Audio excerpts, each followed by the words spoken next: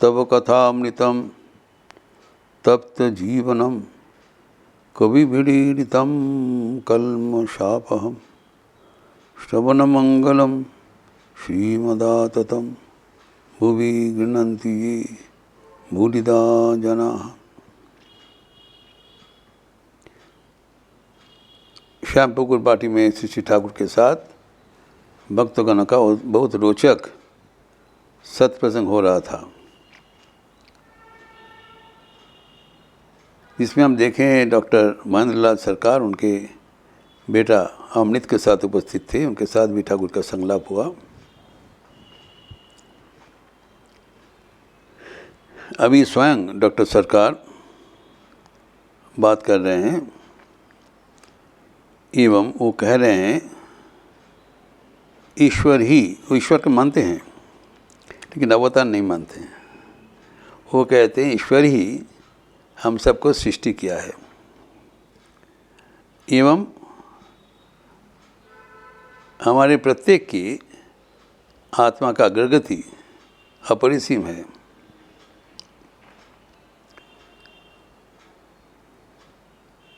तो ये भी मानते हैं कि हम लोग, लेकिन कोई एक दूसरे से ज़्यादा शक्तिशाली है ये मैं नहीं मानता हूँ। ईश्वर सबको सृष्टि किया है एवं सबके अनंत प्रगति है, ये बात मैं मानता हूँ। अगर ना होता तो हमारे और 5-7 साल ज़्यादा जीने का कोई तात्पर्य नहीं है। अगर हम लोग यहाँ पर स्टैग्नेंट हो जाएंगे तो डॉक्टर सर कहते उससे तो बेहतर है हम गले में रस्सी फंसा के वो फांसी में चले जाए, शरीर त्याग दे। अगर यहाँ पर रहते हुए कुछ आगे नहीं बढ़ने का अवसर है, हम क्यों जिएंगे? लेकिन ऐसी नहीं है, सबके अनंत अग्रगति का संभावना है। लेकिन मैं अवतार नहीं मानता हूँ। एक मनुष्य जो शौच में जाते हैं, पेशाब करते हैं और उसके चरणों में मैं नमन क्यों करे? ये नहीं कर सकता हूँ।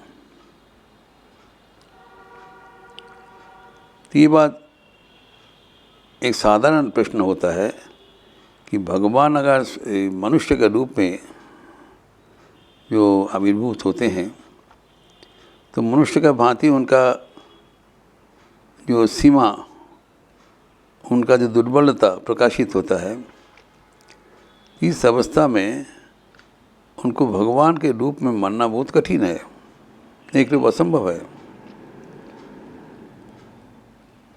भगवान भली भांति ये संसार में आके एक बद्ध जीव का जैसा व्यवहार करते हैं, वो सुंदर नाटक करते हैं, उसको कोई पहचान नहीं पाते हैं। तो अपना परिचय अगर दिया जाता तो भगवान का आने का तात्पर्य ही खत्म हो जाता है। भगवान तो मनुष्य रूप से आते हैं, भगवान के रूप से नहीं आ रहे हैं। मनुष्य रूप से आ रहे हैं ताकि सिखाने के लिए, ताकि उनको देखा देखी दूसरा मनुष्य उद्धार हो पाए, कैसे जीना चाहिए। मनुष्य होकर हमें जीने के कला सिखाने के लिए आते हैं। He is born to teach us how to lead the human being. तो ह्यूमन होके बंद करना पड़ेगा। तो हैंड्स ऑन ट्रेनिंग जिसको कहलाता है कि भगवान करते हैं। तो यद्यपि वो भगवान है, लेकिन निखुत रूप से जो उनका जो यहाँ पर बर्ताव एकदम मनुष्य के भांति।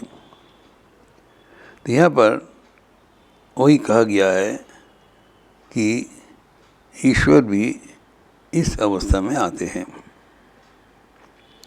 जो यहाँ पर उल्लेख किया गया है, जो महेंद्र लाल सर का जो जिसके बारे में बोल रहे हैं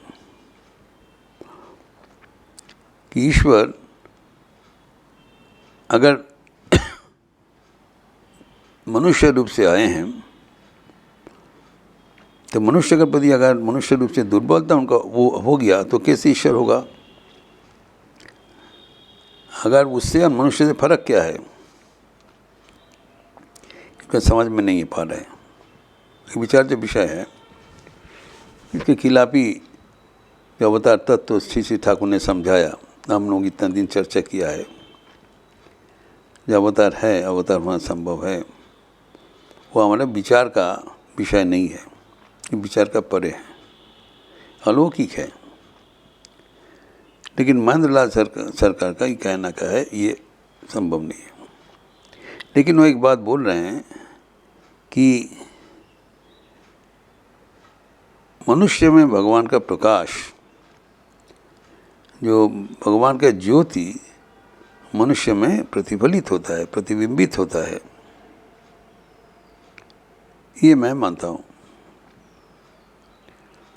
तो अर्थात यद्यपि ईश्वर यहाँ पर कोई अवतार रूप से नहीं आ सकता है, जिससे कि महेंद्र का विश्वास है, लेकिन ईश्वर का ज्योति प्रतिबिंबित हो सकता है मनुष्य में।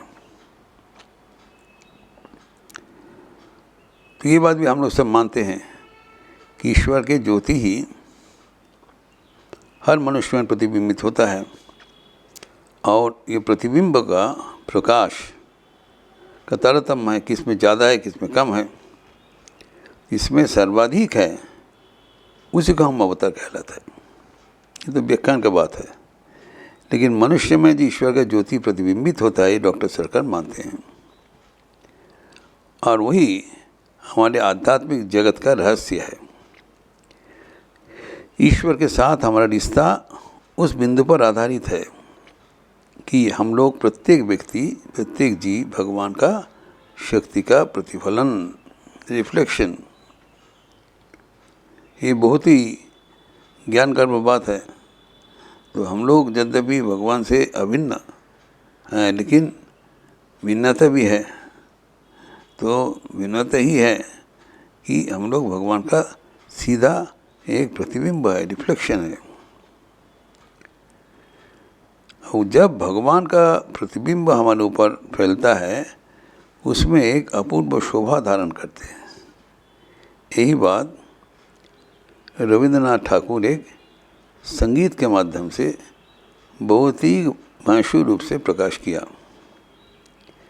भगवान असीम है और मनुष्य ससीम है, सीमाबद्ध है। इस शरीर मन का आयतन में, काय मन बुद्धि में वो आबद्ध है, लेकिन भगवान इसके परे है। जब भगवान का जो असीम आत्मा का प्रतिफलन यहाँ पर होता है, तो प्रतिफलन सीमित होगा, क्योंकि जो प्रतिफलन का जो वस्तु है वो सीमित है, आधार सीमित है। वो संगीत में कहा गया है, सीमार माझे असीम तुमी बाजाओ अपन सुर, आमार मध्य तुम्हार प्रकाश ताई एत मधुर। भगवान अगर अपने ओर से रहते हैं और उनका प्रकाश हमें नहीं होता है, तब भगवान का जो छवि वो अपूर्ण रह जाता है। तो भक्तों के बीच भगवान का जो प्रतिफलन, उससे ही उनका जो प्रकाश और भी ज्वाज्वल्यमान होता है, सुंदर होता है, मधुर हो जाता है, क्योंकि वो असीम है और हम ससीम हैं, सीमायुक्त। तो असीम का जो प्रकाश सीमा में जब होता है, वो एक अपूर्व शोभा धारण करते हैं।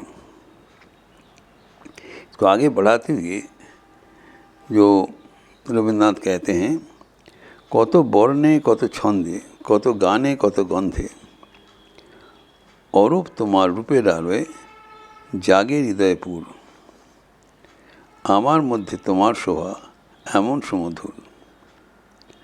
जो नाना प्रकार का वर्ण है, गंध है, एवं छोटा का विभास है, फिर ये जो भगवान का जो अपूर्व शोभा जो दिखाई जाता है, उसका भी जो चारों ओर विराजमान है।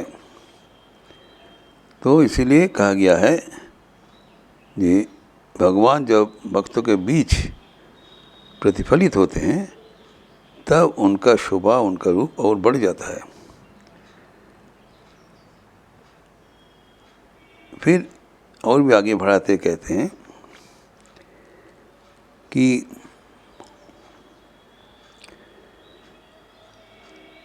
तुम्हार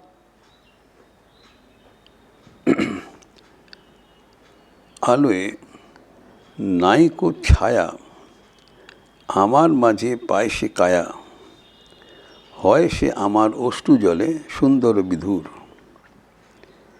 तो भगवान का कहाँ सीमा है, कहाँ असुविधा है, वो सुंदर ढंग से बताया।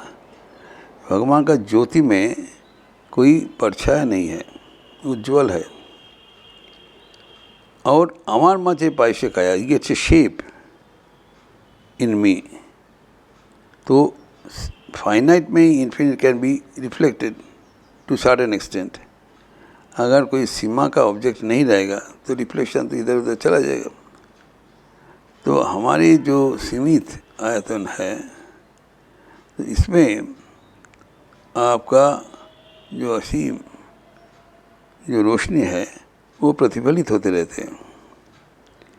तुम्हारा रोशनी का ही प्रतिफलन इधर से नहीं होगा जब तक उसको रोका नहीं जाएगा, ये प्रतिफलन नहीं है। तो जैसे कि आपका प्रतिफलन हमारे भीतर हो रहा है, हमारे भीतर उसका रूप धारण कर सकता है।